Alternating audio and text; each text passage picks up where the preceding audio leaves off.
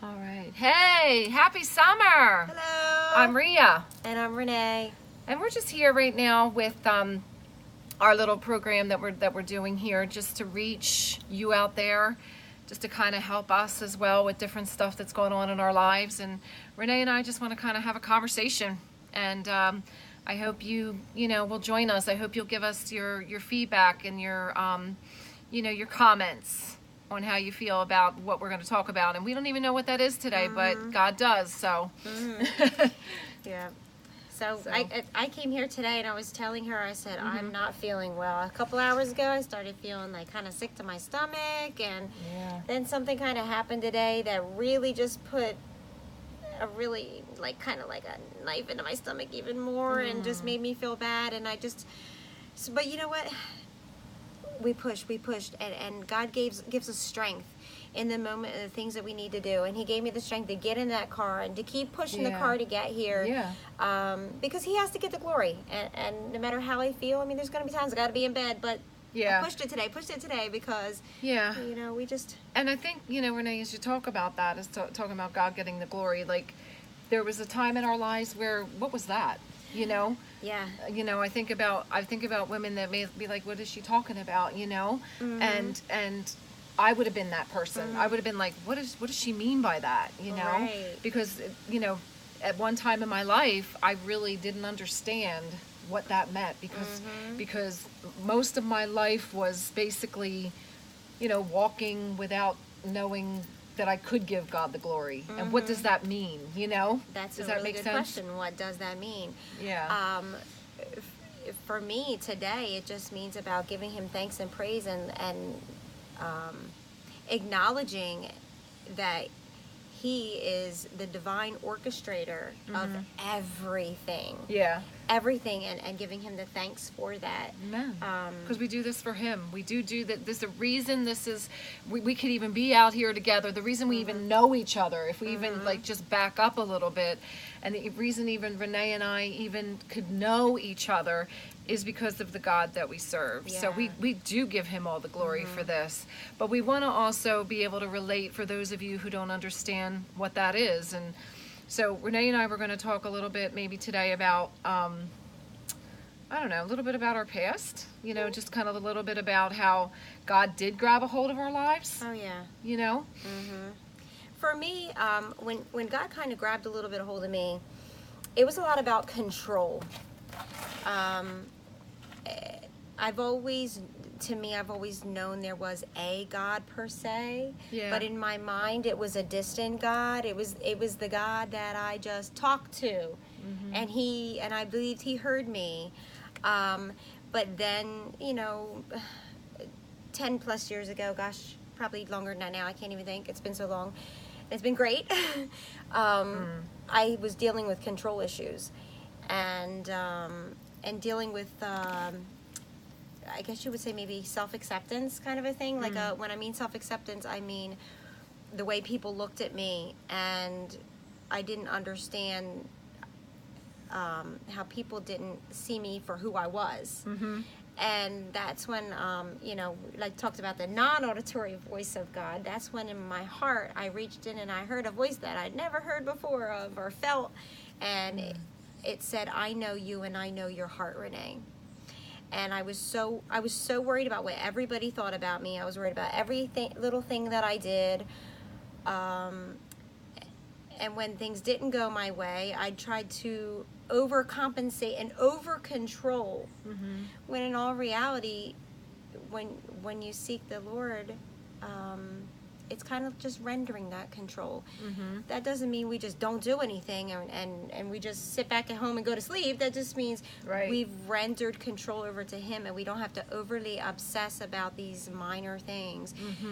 It could be anything about your appearance, anything about your lifestyle that you're living. And can we stop right there too with appearance? Because as I think about the stuff that you're talking about, that was I guess were your struggles.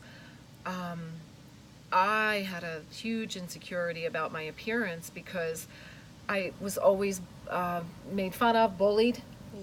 From in elementary school all the way through to to high school, to graduating. So we'll talk about that another time, but I just never felt like I could measure up in whatever measure up means, whatever that, Oh, who yeah. do you have to measure up to, but like I would say no to low self-esteem is how I would label. And unfortunately, I don't even want to use that word label, but we do, get these labels, Yeah. and we tend to label ourselves. And that's what I think I did a lot of. I labeled myself as low to no self-esteem because I just felt like, everybody was making fun of me and bullying me and calling me names and, kind of like I felt like an outcast, And so, and back then I didn't understand. I didn't know to go to God. I didn't know what that meant. I didn't talk to him. I didn't really know who he was. I feared death. I mean, there was just so many different parameters, I even feared, being who I was, because who I wasn't good to me. Who I was kind of like, who are you? Because these people I was listening to lies, basically, because especially this one kid, I'll never forget his name. His name was Eric, and I just remember how bad this boy just called me names out of nowhere. And who was he to just call me names, to just call me ugly and to call me an ugly slutling while I was 10, 11 years old. Like, And I didn't even know what that was then. And those hurtful words, they just stick and they stick and they stick. And it just makes you, they're saying, there's some things you can't take back, and your words are definitely one of them. Your actions and your words, you cannot take back. That song, sticks and stones will break my bones, but names will never hurt me. That is such a lie. Yes. I don't know if you believe that, or if, you still sometimes want to say that no matter what age you are. But that's a lie, because names will hurt you. They hurt me for a long time in my life, and I didn't know my true self, that God created and that he wanted me to know. Really?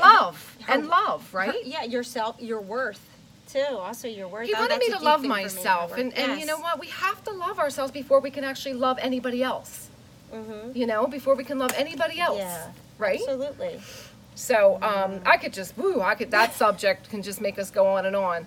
But girls, you know how girls get talking, and we just we just start talking about all kinds of things. We go all over the map, So this is what we're here to do. We're just here to just really hopefully relate to you, and maybe you'll be like, yeah, wow, I can relate to that. Like, we want to hear from you.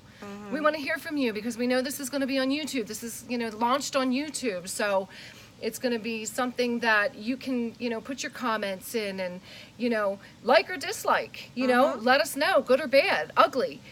We want to know, right? Absolutely. We want to know. Back to, you were talking about the almost like the bullying. I had that when I was very young. I would say my first to 8th grade years, I was bullied and picked on, and I didn't have the coolest shoes, and I wasn't, and the skin, oh my goodness, the skin. That's it. Of course, it's better than it used to be, but I've always had skin issues, whether it be acne to eczema, and the things that people would say about the eczema. Because they were just at places like on my neck, and it just and it's bumpy and red and so itchy. That stayed with me for a really long time, probably like it did with you too. So my self